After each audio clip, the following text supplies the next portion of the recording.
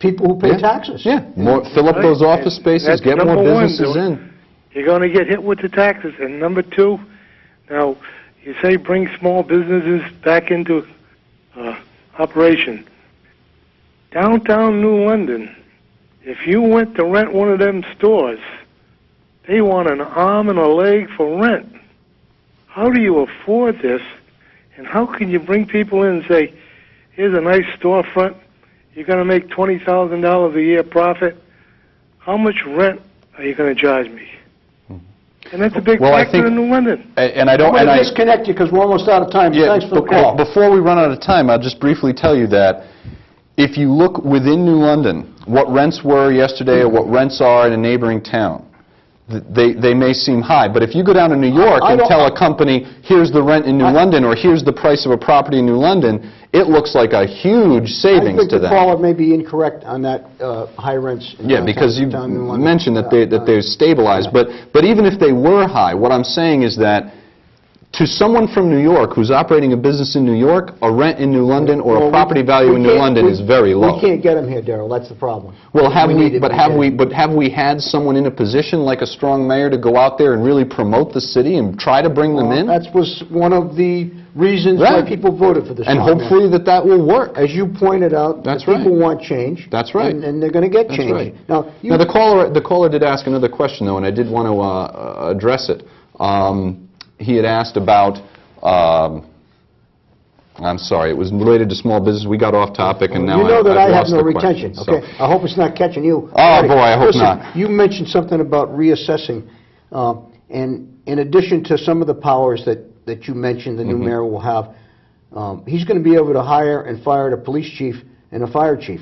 Correct. You mentioned in your executive summary that you believe that there needs to be some work in both departments. Correct. Would you consider firing him or get rid of him? And can you do that? I understand it's almost impossible to get rid of the police chief. Well, the police chief and I have met and have had a conversation actually about this exact topic, and there are some quirks in the law about the degree to which New London's charter might be exempt from certain state laws and state statutes, so there's some disagreement as to whether the charter would be fully operative. But the charter says that the new mayor shall appoint and the police chief, and that the police chief and fire chief shall serve at the pleasure of the mayor. And that is legal language in layman's terms, I can hire you and fire you at will. That is what that language means. Okay, whether that would be challenged. It would be challenged in court. But here is the issue as far as I'm concerned. Let's forget about that for a moment. There are reforms that need to take place in our public safety apparatus. It is my belief that the chief of police is in favor of many of the reforms that I favor as well, and I would have no immediate plans for any change in the leadership of either of those departments. Now, one thing you point out in your work here is that you're just as concerned with the people on the north end of town as you are on the south end of town.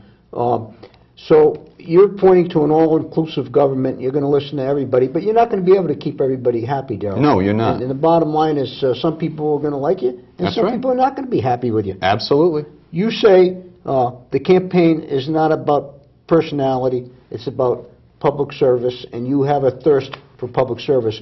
Talk about education. We're running low on time, so sure. Well, let me say this, Murray.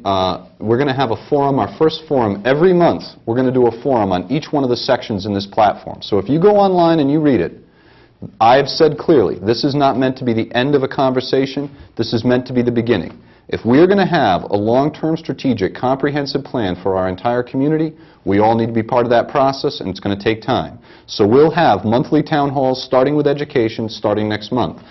And I want input. And if I've said stuff that's inaccurate, I'll correct it. If I hear new ideas that are good ideas, we'll include them. And by the end of this process, we'll have a good strategic plan in place. But I want to say something about popularity and about pleasing people.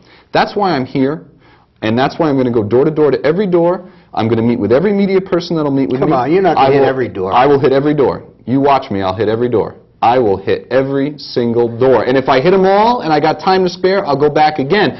But I don't mind the criticism. I don't mind the tough questions. I need the tough questions. I want the tough questions. That's going to make this better. Let's talk about education for a minute, because Your assessment of the New London education system is that it's lacking in some areas.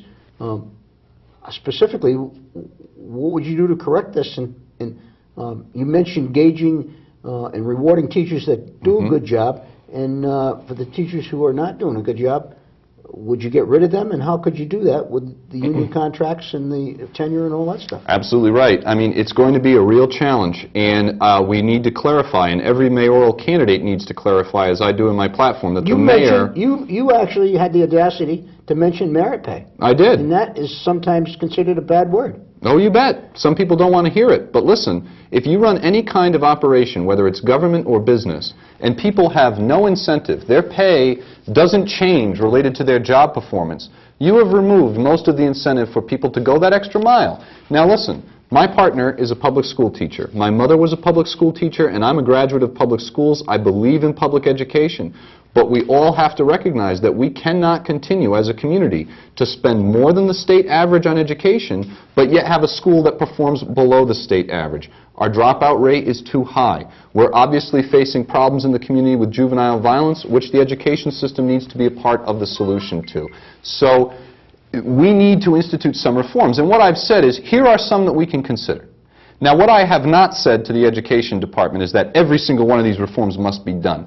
But if you don't show the community that you are seriously thinking innovatively, thinking outside the box, trying to address some of these concerns that the community has... You know they have a very difficult job to do, Daryl. Oh, absolutely. But what I also know is that in addition to creating a new strong mayor, the people of the City of New London voted to separate the school budget and the municipal budget for purposes of budget referendums. And that means now that taxpayers are going to be able to directly fight against the school budget. And if the school system wants to retain its funding and move forward, they're going to have to demonstrate to the taxpayers that their money is being well spent. Speaking of taxpayers, you're aware that in most towns, a person who owns property in that town is allowed to vote on financial issues in that town. In certain communities.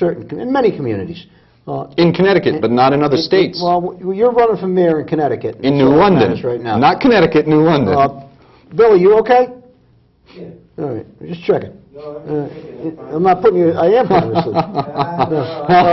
Check on John Ape. See if John Ape's up in Ledyard. Are you awake, John? Are you awake? Well, look, the bottom line is, and I'm one of those people. I live in East Lyme, and I own property and pay taxes in New London. Correct. I think I should be able to vote on this financial issue. I do not believe that you should, Murray. You don't, really? I don't. Well, no, I don't. One thing we don't agree on. We don't agree on a couple of things, We're going to have Murray. to debate that. Because I believe that if you're going to vote on the schools in this community, you should live in this community and have a stake in it.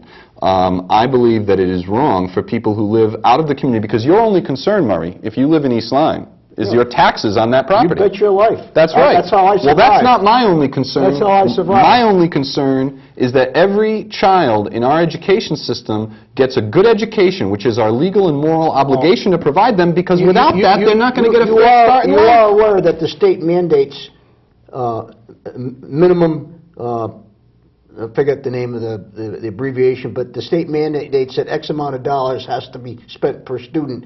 And it also specifically mandated, because of a stupid law, that the amount of money that goes into education one year cannot be reduced the next year. Now we're starting to agree, Murray. Because